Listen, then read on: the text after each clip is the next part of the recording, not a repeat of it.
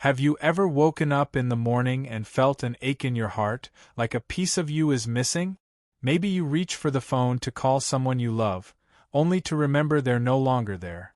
Losing a partner or a close friend is one of the hardest things we can go through, especially after 60.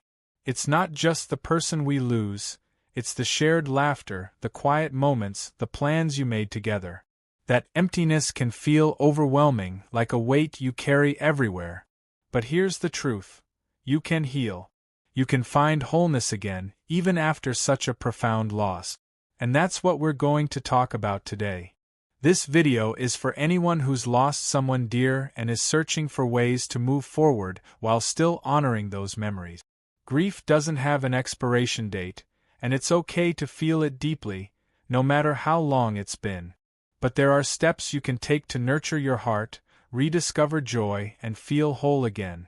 I'm going to share 5 practical ways to help you heal, designed with you in mind, someone who's lived a rich life, faced challenges, and is ready to find light even in the darkest moments. These aren't quick fixes or empty promises. They're real, actionable steps to help you rebuild, one day at a time. Let's dive into the first one. The first step is to give yourself permission to feel everything. That might sound simple, but it's one of the most powerful things you can do. After losing someone, it's natural to experience a whirlwind of emotions: sadness, anger, guilt, even moments of relief or gratitude for the time you had. Sometimes we try to push those feelings away, thinking we need to be strong or move on quickly. Maybe you've heard well-meaning advice like, "You should be over it by now," or "They'd want you to be happy." But here's the thing. Healing doesn't mean erasing your grief. It means letting yourself feel it fully without judgment. Think about it like this. Imagine your heart is a garden. When you lose someone, it's like a storm has swept through, leaving things messy and uprooted. Ignoring that mess won't make the garden grow again. You have to tend to it gently and patiently. That starts by acknowledging what you're feeling. For example, my friend Margaret, who lost her husband of 40 years, told me she felt guilty when she laughed at a joke a few months after he passed. She thought it meant she was betraying him. But when she allowed herself to feel that guilt, and to talk about it, she realized laughter didn't mean she loved him any less. It was just part of her heart finding its way back to life. So, how do you do this? One way is to set aside a little time each day to check in with yourself. Find a quiet spot, maybe with a cup of tea or coffee, and ask, "How am I feeling right now?" You might write it down in a journal, or just say it out loud. There's no right or wrong way to feel. Some days you might cry. Others, you might smile remembering a funny moment you shared. Both are okay. If it feels overwhelming, try talking to someone you trust. A friend, a family member, or even a counselor. The key is to let those emotions flow, like water moving through a river. They'll carry you toward healing if you let them. Another practical step is to create a small ritual to honor your feelings. For instance, light a candle each evening and spend a moment thinking about your loved one. Or write them a letter, pouring out everything you wish you could say. You don't have to share it with anyone, it's just for you. These acts give your emotions a place to rest, so they don't feel so heavy. By giving yourself permission to feel, you're not just grieving, you're building a foundation for healing. You're saying, "My pain matters, and so does my journey forward." Now let's move to the second step, reconnecting with your sense of purpose. After losing a partner or close friend, it's easy to feel like life has lost its spark. Maybe you used to plan outings together, share hobbies, or just enjoy each other's company over a simple meal. Without them, you might wonder, what's the point? But here's something important. Your purpose doesn't die with the person you've lost. It might shift, but it's still there, waiting for you to rediscover it. Purpose doesn't have to mean something grand, like starting a charity or traveling the world, though it can, if that's what calls to you. It can be as simple as finding small things that bring you joy or make a difference in someone else's life. For example, my neighbor Tom lost his best friend a couple of years ago. They used to go fishing every weekend, and without those trips, Tom felt aimless. Then he started volunteering at a local community center, teaching kids how to fish. It wasn't the same as those days with his friend, but it gave him a reason to get up in the morning. He found joy in passing on something he loved, and it helped him feel connected to his friend's memory. Start by thinking about what matters to you. Maybe it's spending time with family, gardening, or helping others in your community. Ask yourself, what's one thing I've always wanted to try, or something I used to love doing? It could be joining a book club, taking a painting class, or even starting a walking group with neighbors. These activities don't replace the person you've lost, but they remind you that your life still holds meaning. Try setting a small goal, like signing up for one new activity this month, and see how it feels. You might be surprised at how even a small step can lift your spirits. Another way to reconnect with purpose is to honor your loved one through your actions. Maybe your partner loved cooking, so you try a new recipe in their memory. Or your friend was passionate about animals, so you volunteer at a local shelter. These acts keep their spirit alive in your life, while helping you move forward. Purpose is like a compass. It doesn't erase the pain, but it guides you toward moments of light and connection. As we've talked about giving yourself permission to feel and rediscovering your purpose, you're already taking steps toward healing. But there's more to explore, like finding ways to build new connections and nurture your inner strength. Let's keep going and talk about how you can create a support system that lifts you up. Building a support system is our next step, and it's one of the most powerful ways to heal after losing someone close. When you're grieving, it's easy to pull back, to spend more time alone with your thoughts. Maybe you feel like no one could understand the depth of your loss, or you don't want to burden others with your pain. I get it, sometimes it's easier to close the door and keep the world out. But here's the thing, connection is like oxygen for your soul. Even small moments with others can help you feel less alone and remind you that you're still part of a bigger story. Now, this doesn't mean you need to suddenly have a packed social calendar or force yourself into big gatherings. It's about finding the right kind of support in a way that feels comfortable for you. Think of it like weaving a safety net. One or two strong threads can make all the difference. For example, my friend Clara, who lost her partner a few years ago, found herself retreating from everyone. She'd always been the life of the party, but grief made her feel like she didn't belong anymore. Then, one day, she accepted an invitation to a neighbor's coffee morning. It was just a small group, chatting about everyday things: gardening, recipes, the weather. Clara didn't say much at first, but just being there, listening to others, made her feel a little less invisible. Over time, those coffee mornings became a lifeline, a place where she could share her story when she was ready. So, how do you start? One simple way is to reach out to someone you already know, a friend, a family member, or even a neighbor. It doesn't have to be a deep conversation about your loss. You could just say, "Hey, I've been feeling a bit low. Want to grab a coffee or take a walk?" Most people are happy to spend time with you, even if they don't know exactly what to say. If you're not sure where to begin, try joining a group that aligns with your interests. Maybe there's a local knitting circle, a gardening club, or a walking group in your community. These settings are low pressure, and you can connect over shared activities without feeling like you have to bare your soul right away. Another option is to explore support groups specifically for grief. Many communities have in-person or online groups where people share their experiences of loss. These can be incredibly comforting because everyone there understands what you're going through. You don't have to talk if you're not ready, just listening can help you feel less alone. For instance, my cousin Ed joined a grief support group after losing his best friend. He was hesitant at first, thinking it would be too heavy, but he found that hearing others' stories gave him new ways to cope. He even made a new friend who shared his love of old movies, and they started watching classics together. If groups aren't your thing, consider professional support, like a counselor or a therapist.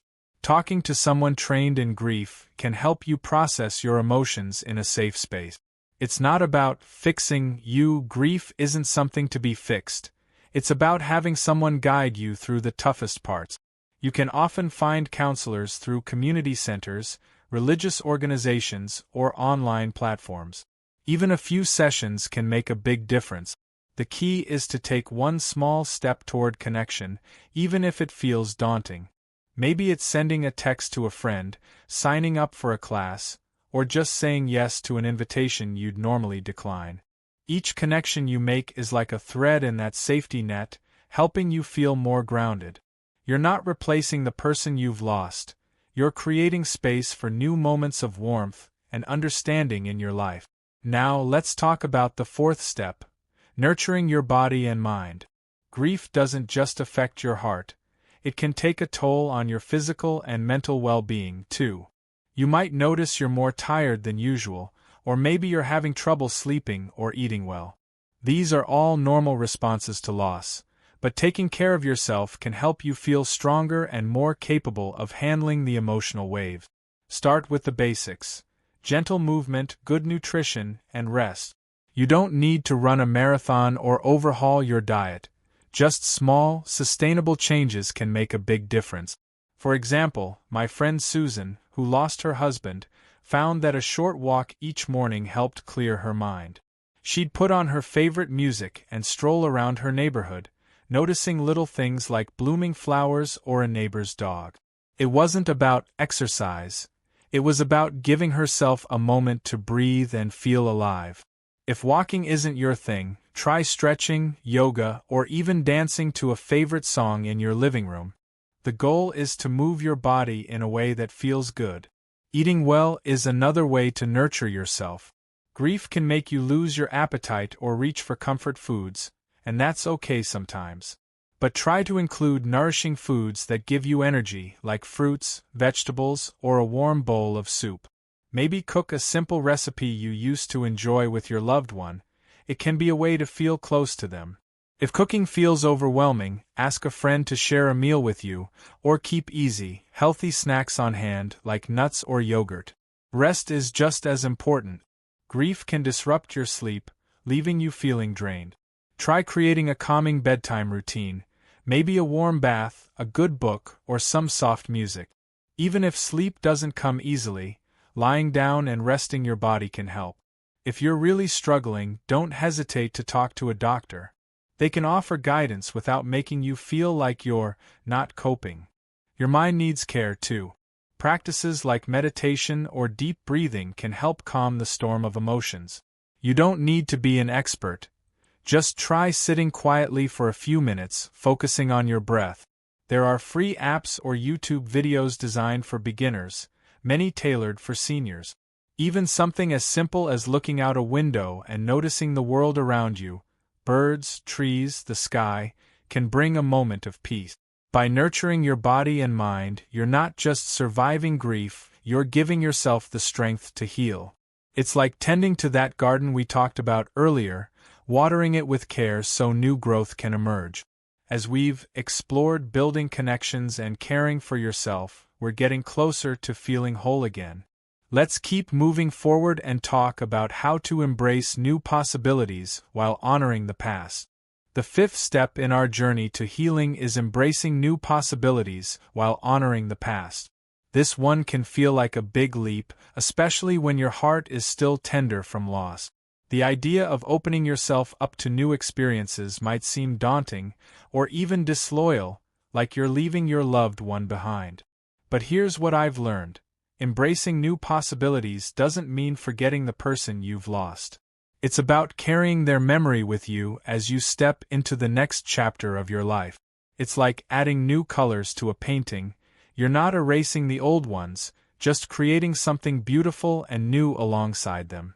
So, what does this look like? It's about saying yes to moments that spark curiosity or joy, even if they feel unfamiliar. Maybe it's trying something you've never done before, like taking a pottery class, learning to play an instrument, or exploring a nearby town you've never visited. For example, my friend Robert, who lost his wife a few years ago, always admired her love for painting. He'd never picked up a brush himself, but after she passed, he signed up for an art class in her memory. At first, he felt out of place, but over time, he found himself looking forward to those classes. They didn't erase his grief, but they gave him a new way to feel connected to her while discovering something he enjoyed. You don't have to dive into something big right away. Start small. Maybe it's rearranging a room in your home to make it feel fresh, or planting a new flower in your garden.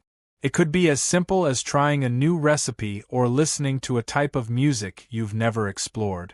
These little acts of openness are like cracking a window to let in fresh air. They help you see that life still holds surprises, even after loss. Ask yourself, what's one thing I've always been curious about? Or, what would my loved one encourage me to try? Sometimes, imagining their voice cheering you on can give you the nudge you need. Another way to embrace new possibilities is to create new traditions that honor your loved one. For instance, if you and your partner used to host holiday dinners, maybe you start a new tradition of inviting friends over for a potluck.